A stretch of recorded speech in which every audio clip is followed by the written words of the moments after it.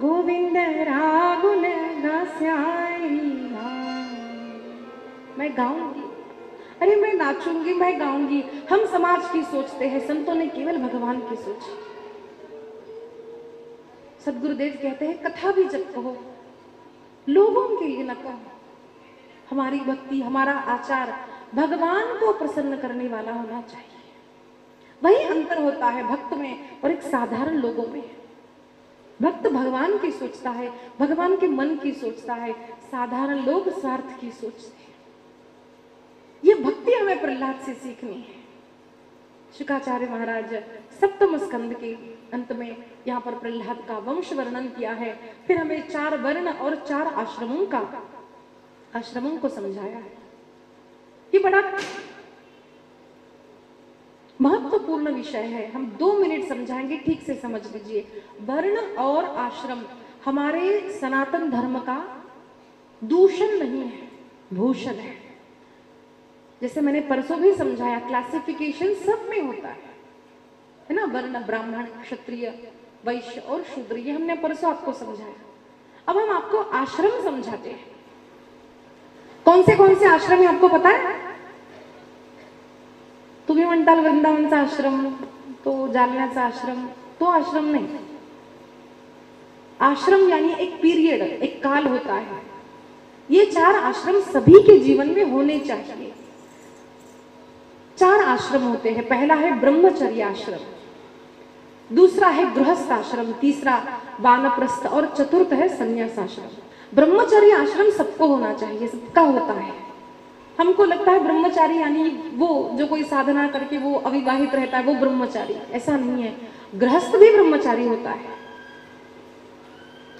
ब्रह्मचारी यानी क्या होता है? समाज के लिए वो काल है, बचपन से लेकर के वो समय जब तक विवाह नहीं हुआ। जो अगर हम 100 वर्ष की आयु समझे तो 25 वर्ष का हमारा आयुष ब्रह्मचारी होना चाहिए। 20, 21, 25 जो भी है, लड़का लड़की का अलग होता है। ये आश्रम क्या है? ये आश्रम में पढ़ाई होती है, ज्ञानार्जन होता है, बच्चों को पढ़ना है। इसलिए ब्रह्मचारी को कहा गया है कि लोलुपता से दूर रहो, वासनाओं से दूर रहना है। क्यों? बच्चा अगर वो मोबाइल में अट्रैक्ट होगा, टीवी में अट्रैक्ट होगा, श्रृंगार में अट्रैक्ट होगा, तो पढ़ेगा कब? तो डिस्ट्रैक्शन से दूर करके पढ़ाई करना। क्यों? अगर पढ़ाई नहीं की, ज्ञानार्जन नहीं किया, जो भी पढ़ना है वो ये काल में होता है। क्योंकि उसके पश्चात जब गृहस्थ आश्रम होगा तब रिस्पॉन्सिबिलिटी आ जाएगी, है ना। पति पत्नी, बच्चे, घर देखना है, कमाना है, तब पढ़ाई नहीं होती। इसलिए ब्रह्मचर्य आश्रम। फिर गुरु कृपा से, गुरु आज्ञा से, माता पिता की आज्ञा से सभी को गृहस्थ आश्रम स्वीकार करना एक साधारण नियम है। गृहस्थ में जाते हैं, विवाह करते हैं लड़की और लड़का। अब विवाह, गृहस्थ आश्रम क्या होता है? 25 से लेकर के 50 वर्ष आयु, 60 वर्ष की आयु जो हम बोलते हैं उसको गृहस्थ आश्रम। ये गृहस्थ आश्रम यानी क्या है? विवाह करना, बच्चों को उत्पन्न करना, अच्छे बच्चों को। ये कर्तव्य, that is a right and duty of couples. शादी करके हम बच्चा नहीं चाहिए, नहीं चलेगा। आपको संतति उत्पन्न करनी ही होगी। क्यों? हम पर समाज का ऋण है, माता पिता का ऋण है, देव ऋण है, ऋषि ऋण है, उसको आपको पूर्ण करना है। इसके लिए गृहस्थ आश्रम है। फिर गृहस्थ आश्रम के बाद वानप्रस्थ आश्रम। See there should be a period of education. सबको पढ़ना है ना। लड़की भी पढ़ती थी, पढ़ना चाहिए, लड़के भी पढ़ते हैं। वो आश्रम ब्रह्मचर्य आश्रम।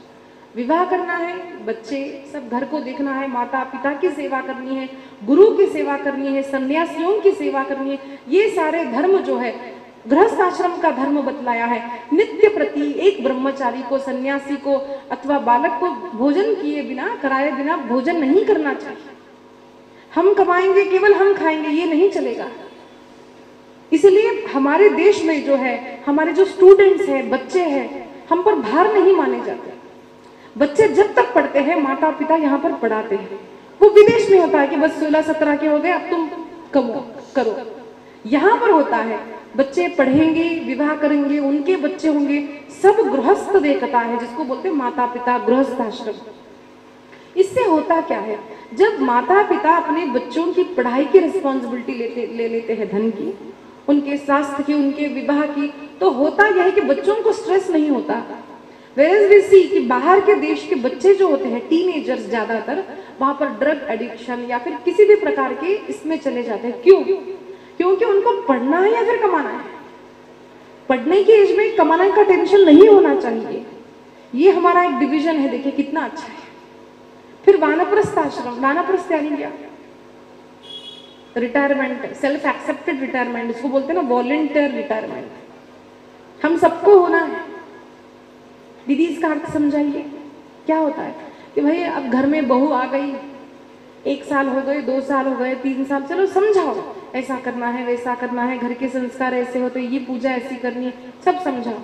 अब उसके बाद भी चाबी तो मेरे पास ही रहेगी, मैं जो कहूंगी वही रोटी बनेगी, वही सब्जी बनेगी, ये नहीं होना है। हमारे यहाँ पर कहा है कि एक बार बच्चों की शादी हो जाए, समझाओ, फिर आप रिटायर हो जाओ। पहले ऐसा होता था कि पति पत्नी वन जाते थे, गुरु आश्रम जाना, वहां पर साधना करना। क्यों? अब पता है अब तो हम मरने वाले हैं कभी ना कभी, 10 साल, 20 साल, 30 साल, but we are going to die. अब उसके लिए प्रिपेयर होना है ना, अच्छा जिए, अब मरना भी तो अच्छा है, अच्छा मरना है। सो हमारा देश कितना आगे सोचता था, देखिए, we used to prepare to die. हम आर्ट ऑफ डाइंग भी सीखते थे, हम प्रैक्टिस करते थे, उसको जाते थे। कई बार ऐसा होता था कि माताएं जो है पुत्र के पास रहती और पति जो है वो साधना करने चला जाता। अब जो माताएं घर में रहती, त्याने कटकट केलेली चालत नाही, मी सांगितलेलं ऐकायचं, ये नहीं करना है।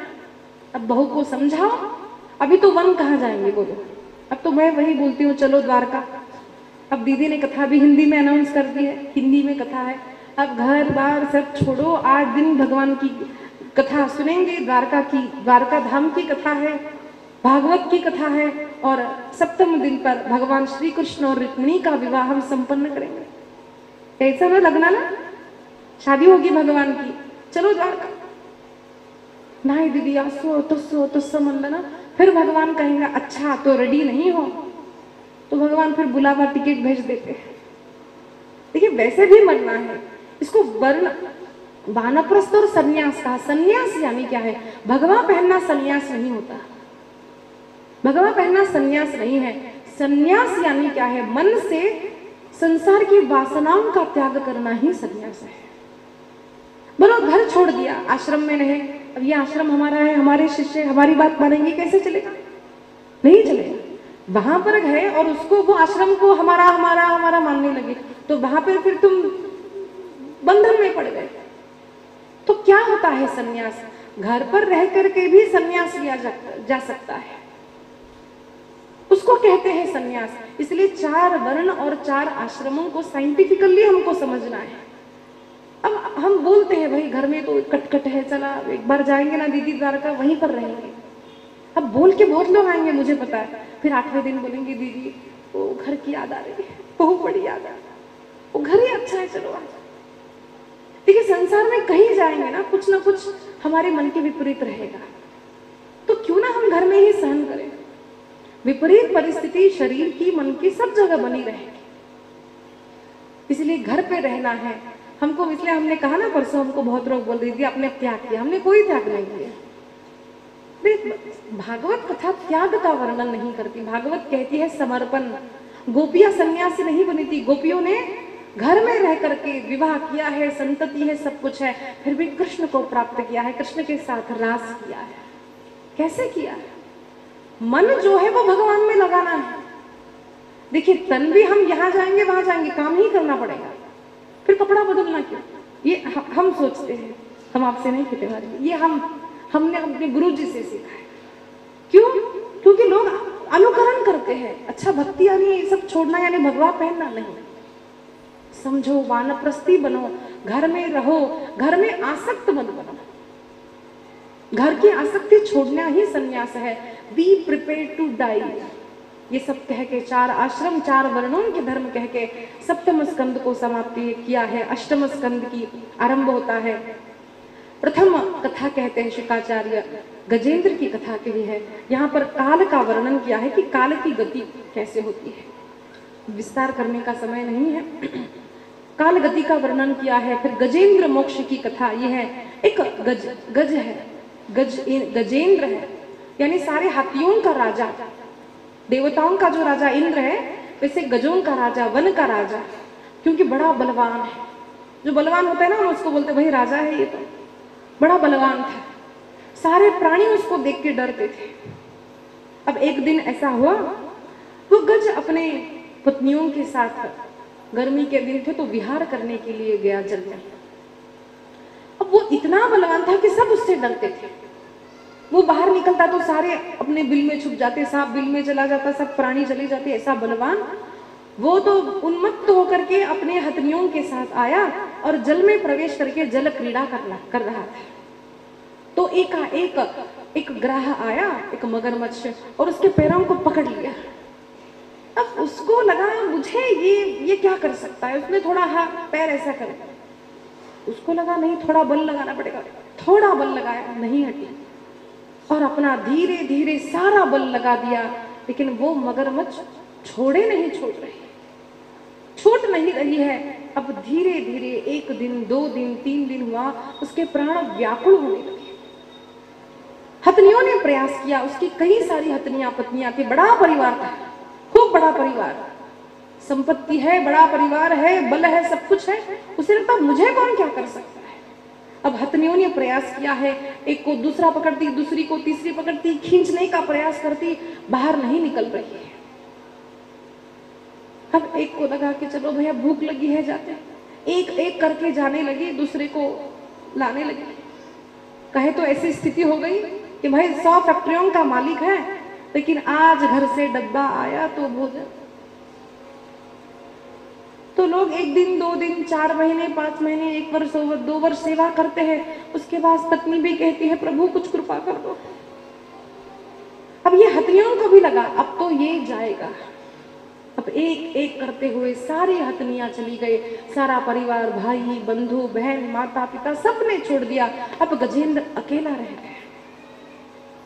उस गजेंद्र ने भगवान से प्रार्थना की। व्याकुल जब जीव होता है ना, अभी जैसे मैंने कहा, व्याकुल होने पर हमने जिसका अभ्यास किया है वो याद आता है। राम राम कहोगे तो राम राम याद आएगा, बुरा कहेंगे तो गाली ही याद आएगी।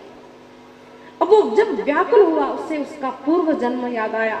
वो भगवान नारायण का भक्त था और उसने भगवान से प्रार्थना की है, हे गोविंद हे गोपाल।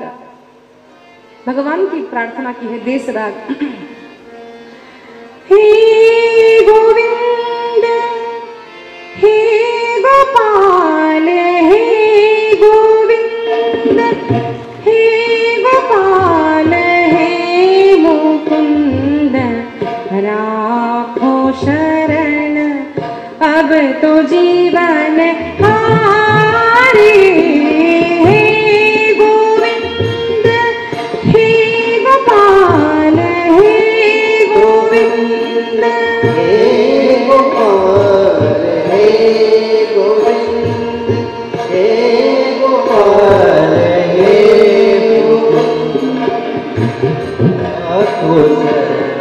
अब तो जीवन हारे। हे गोविंद हे गोपाल, हे गोविंद।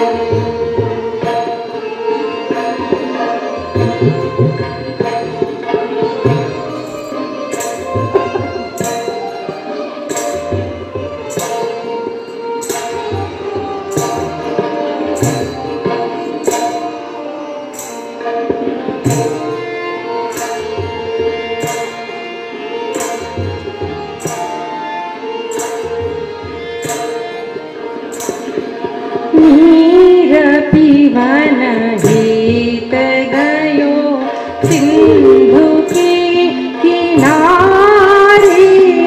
नीर पीवन हित गयो सिंधु के किनारे।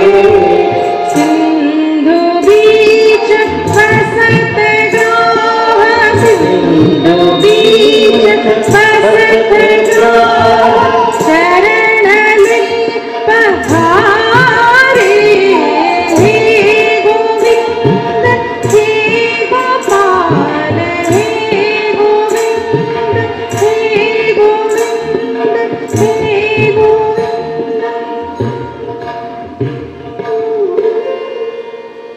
गजेंद्र भगवान से प्रार्थना करता है, व्याकुल होता है, नाथ इस संसार में नीर पीने के लिए संसार जल में मैं आया और मृत्यु रूपी इस ग्रह ने मुझे पकड़ लिया है, नाथ रक्षण कर। धीरे धीरे मनुष्य की आयु पूरी होती है, अब धीरे धीरे डूबने लगा है, अब कानों से सुनाई नहीं देता, धीरे धीरे आंखों से दिखाई नहीं देता, अब जो बोलता है वो सुनाई नहीं देता, अब चला नहीं जाता, नाथ अब रक्षण करो। देखिए ये चिन्ह है, अब हम जाने वाले हैं।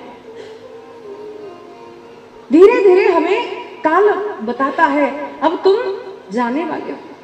बाल सफेद होने लगते हैं, अब सुनाई नहीं देता, फिर भी मनुष्य को लगता है अरे कुछ हो जाए, कुछ फॉर्मूला मिल जाए, मैं फिर से जवान हो जाऊं।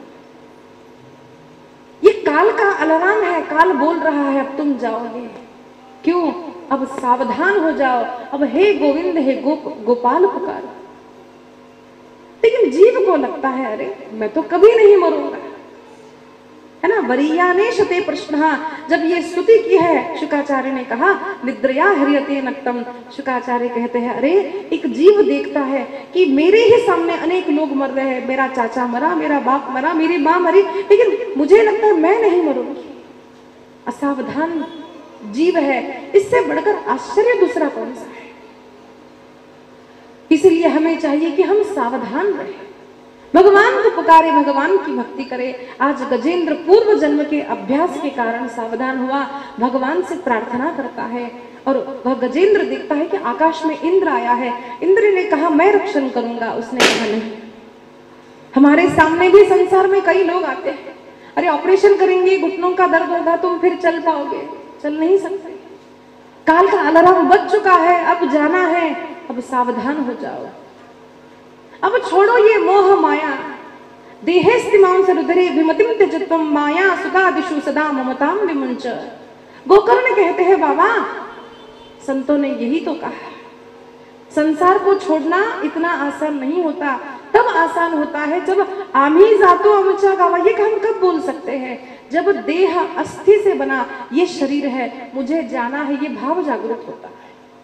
जब हम ये समझते हैं ये हम देह नहीं है, हम ये देह जो मेरा कहते हैं वो कहने वाला आत्मतत्व में, जब ज्ञान होता है तब हम मोक्षगामी होते हैं, तब हमको समझ आता है हाँ मुझे जाना है, तब हम तैयार होते हैं। पर आज गजेंद्र पूर्व साधना के कारण सावधान हुआ, भगवान को पुकारा है, नहीं मैं तो केवल श्री हरि को पुकारूंगा। और भगवान श्री हरि आए और प्रथम गजेंद्र का मोक्ष नहीं किया। क्यों? भगवान कहते हैं अरे भक्त से पहले भी भक्तों के भक्त को इसलिए दासानुदास बनना है, दासों के दास का पहले उद्धार होता है। इसलिए हमारे यहाँ पर हम गोविंद ऐसा नाम नहीं रखते, गोविंद दास, रामदास, भगवान के दास है, भगवान के दासों के भी दास। और इसीलिए भगवान ने अपना सुदर्शन चक्र निकाला, उस ग्रह का उद्धार किया है और उसी प्रकार से गजेंद्र का भी उद्धार हुआ है। गोपाल कृष्ण भगवान की जय। सुंदर स्तुति गजेंद्र की है, सुंदर वर्णन किया है कि जो भी इस गजेंद्र मोक्ष का नित्य पाठ करता है वह भगवान को प्राप्त करता है। शुकाचार्य वर्णन करते हैं राजन, समुद्र मंथन की कथा ये है। हम समझते हैं समुद्र मंथन की कथा यानी क्या है, हमें क्या समझना है इस कथा से। एक बार देवता भगवान के पास गए, उन्होंने कहा प्रभु जब प्रहलाद का पौत्र जो बलि है उसने अनेक यत्न करके शक्ति प्रदान की और हमें स्वर्ग से निकाल दिया है, अब हमें हमारा राज्य पुनः प्राप्त करना है, आप कुछ कीजिए। तब भगवान ने कहा देखो तुम्हें बड़ा काम करना पड़ेगा और बड़ा काम अकेले से नहीं होता। जो समुद्र मंथन तुम्हें करना है उसके लिए तुम्हें राक्षसों की सहायता की आवश्यकता है। जाओ राक्षसों से मैत्री करो। और देवता गए, राक्षसों से मैत्री की, राक्षसों को साथ लाए, समुद्र में मंथन करना है। कैसे मंथन करना है? संसार में अकेले से काम नहीं होता, अनेक लोगों की सहायता की आवश्यकता है। तो भगवान ने कहा मंदराचल को लाओ, वासुकी सर्प को लाओ, फिर मथो। तो मंदराचल को मध्य में रखा, वासुकी को सर्प बनाया, मथने लगे तो एकाएक धीरे धीरे मंदराचल नीचे जाने लगा। तो फिर सारे देवता भगवान के पास आए। तो भगवान ने कहा व्हाई डू यू वरी, मैं आ जाता हूँ। तो भगवान ने सुंदर रूप धारण किया है। कूर्म नारायण भगवान की जय। भगवान नीचे कूर्म के रूप में आ गए, पीठ पर मंदराचल आ गया। अब वासुकी सर्प से मथन होने लगा। अब सारे राक्षस यानी क्या, उनकी वृत्ति होती मला हेच का दिलं ते पाहिजे मला, जो देते ना उसमें प्रसन्नता नहीं है। तो भगवान ने पहले ही कह के रखा था, उनको पूछ दे दो तुम मुख की ओर रहो, क्योंकि ये ना उल्टी बुद्धि, वो कहेंगे हमको पूछ क्यों दी, हमको सिर के पास। भगवान ने कहा जा। अब वहां पर गए तो सारे लोग परेशान होने लगे, उससे अग्नि निकलने लगी, क्योंकि अग्नि निकलते हुए कई देवता मृत्यु को प्राप्त हुए थे। तब भगवान आए और उनको पुनः जीवित किया था। अब भगवान ने कहा चिंता मत करो, और वासुकी के अंदर निद्रा के रूप में भगवान प्रविष्ट कर दिए और वासुकी सो गया। अब अग्नि नहीं निकल रही है, अब मंथन होने लगा है। यहाँ से देवता है, यहाँ से असुर है, मंथन करने लगे, अभी नहीं निकल रहा है। फिर भगवान को बुलाते हैं, भगवान कुछ करो। भगवान ने कहा देखो you need to have patience. अब बच्चा एक दिन पढ़ेगा तो दूसरे दिन डॉक्टर थोड़ी बनेगा। 25-30 वर्ष लगते हैं डॉक्टर बनने के लिए ना, कुछ भी करना है समय लगता है। तो हैव पेशेंस, प्रयत्न करते रहो, बीच में छोड़ना नहीं, प्रयत्न करना है। तो प्रयत्न करने लगे। एकाएक सारे देवताओं ने देखा कि उसमें से पहले कामधेनु माता निकली है। कामधेनु माता की जय। तो पहला जो निकला है वो गौ माता का होता है, तो ऋषियों को दिया गया, भगवान का है। उच्चैश्रवा घोड़ा निकला तो वो इंद्र को, बलि को दिया गया। ऐरावत निकला हाथी, इंद्र को दिया गया। कौस्तुभ मणि निकला है, सुंदर मणि, तो भगवान को दिया गया। भगवान ने अपने छाती पर विराजमान कर लिया। कल्प वृक्ष निकला, स्वर्ग में दे दिया। अप्सराएं निकली, कहा देवताओं तुम रख लो। महालक्ष्मी अब निकली, साक्षात माता महालक्ष्मी प्रकट हुई है। अब माता महालक्ष्मी किसको दे? अब सबको लगने लगा मुझे चाहिए, मुझे चाहिए, मुझे चाहिए, क्या करना? तो माता महालक्ष्मी ने कहा you will not select, I will select. अब सभी खड़े हो जाए। अब सारी सखियां हैं, बोलने लगी अरे ये ब्रह्मा जी है। तो माता लक्ष्मी ने कहा नहीं ये बूढ़ा है, ये नहीं चाहिए। अब फिर गए दुर्वासा महर्षि, अरे ये बड़े क्रोधी है, ये नहीं चाहिए। फिर गई शिव जी के पास। अब ये माता है ना, ये शी नीड्स परफेक्शन। उसने कहा सब अच्छा है लेकिन इनको ड्रेसिंग सेंस नहीं, ये हमको नहीं चाहिए। भगवान तो वैसे खड़े नहीं हो रहे थे, तो शिष्यों ने खड़ा किया, नहीं महाराज आप खड़े हो। वो तो आंख मूंद कर खड़े थे। फिर इंद्र आया, अच्छा है लेकिन कामी है, नहीं चाहिए, इसको नहीं, इसको नहीं, इसको नहीं।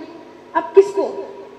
तो उसने कहा जो, देखिए आजकल है ना लाइन में काम नहीं होता, इसलिए भगवान जानते हैं, इसलिए लाइन के बाजू में खड़े हो गए, हमको तो वो चाहिए। अब भगवान बाजू में खड़े थे आंख मूंद करके। अब माता वहां पर गई, अब खकारने लगी। अब वो भगवान देखते नहीं, भगवान तो पड़े।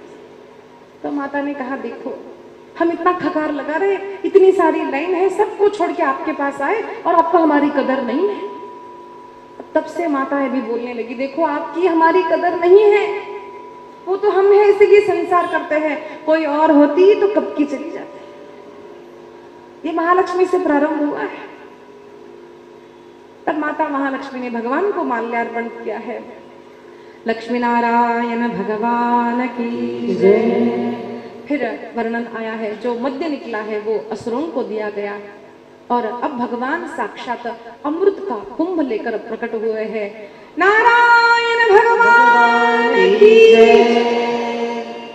अब अमृत प्रकटा तो असुरों ने छीन कर लेके गए कि हमको चाहिए। देवता ने कहा अरे दोनों ने प्रयत्न किया, दोनों को मिलना चाहिए। देवता असुरों ने कहा नहीं, ये हमको ही चाहिए। अब क्या करें? फिर भगवान के पास गए तो भगवान ने कहा अब देखो अब तो शरीर से काम नहीं चलेगा ना, अब तो बुद्धि से काम करना पड़ेगा। तो भगवान मोहिनी का रूप धारण करके आए। मोहिनी नारायण भगवान की जय। अब जैसे ही मोहिनी प्रकटी सबको लगा कि अरे बड़ी सुंदर है, बड़ी सुंदर है। असुर आकर्षित हो गए। असुर तो उसको ताकने लगे। एक पूछता है अरे तू कहाँ से आई है, तेरी शादी हुई है, तेरा घर कहाँ है? तो मोहिनी ने कहा अरे मेरा तो वो घर है जो पुरुष मुझसे प्रेम करता है। अब असुरों को लगा अरे मैं प्रेम करूंगा तो मेरे घर आ जाएगी। अब असुर है समझ नहीं पाए। भगवान कहते हैं जो भक्त मेरा प्रेम करता है वो घर मेरा है। अब असुर समझ नहीं पाए तो भगवान ने कहा, मोहिनी है ना, मोहन करना, मोहित करना। माता ने कहा देखो ये दूसरों की नजर का खाना नहीं चाहिए, ये देवता ताकते हैं, तुम क्या करो, ये कुंभ में ऊपर ऊपर जो पानी है वो मैं इनको पिला देती हूँ और नीचे नीचे जो मलाई है वो मैं आपको दे देती हूँ। अब सारे असुर मोहित थे, इसीलिए उन्होंने कहा कोई बात नहीं। देखिए मोह के कारण ही जो गड़बड़ी हो जाती है, मोबाइल पे मैसेज आया, आपने 10,000 जीते, क्लिक करो, क्लिक किया तो पैसे चले गए, मोहित हो गए, कुछ चाहिए है ना, इसलिए गड़बड़ी होती है। अब ये मोहित हो गए, मोह के कारण भ्रम होता है, भ्रम से बुद्धि का नाश होता है। तो भगवान सारे बैठ गए, सारे देवता यहाँ पर असुर बैठ गए, तो भगवान ने सारे देवताओं को जैसे पिलाना आरंभ किया। हम जानते हैं वहां पर राहु और केतु प्रकट हो गए, भगवान ने उसका शिरच्छेद किया, यह हम कथा जानते हैं। और फिर असुर और दैत्यों में युद्ध हुआ। अब ये हम कथा जानते हैं, हम इसका सार बोलना चाहते हैं। देखिए संसार में हमको कुछ चाहिए, अमृत, जिसको हम कहें मुझे डॉक्टर बनना है, मुझे कथाकार बनना है, मुझे ये करना है, मुझे वो करना है ना, वो हमारा अमृत है।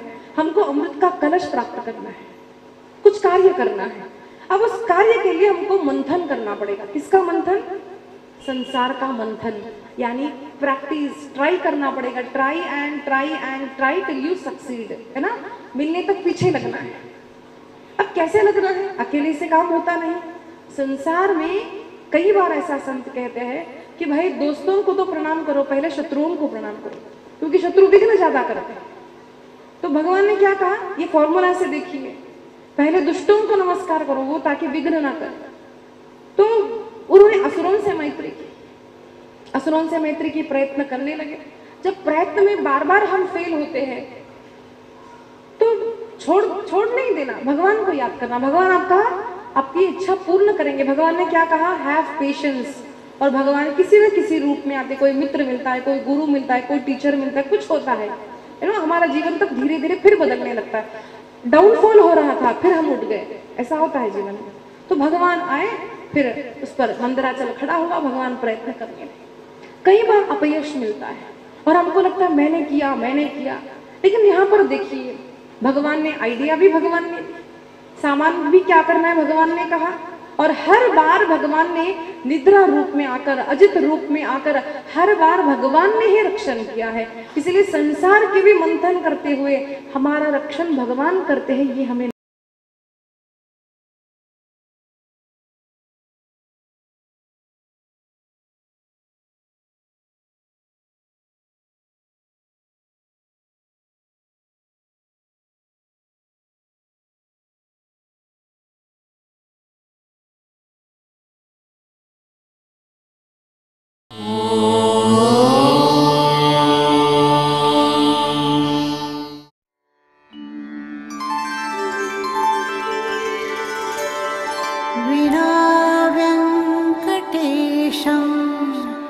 ननाथो ननाथः सदा वेङ्कटेशं स्मरामि स्मरामि। हरे वेङ्कटेश प्रसीद प्रसीद, प्रियं वेङ्कटेश प्रयच्छ प्रयच्छ।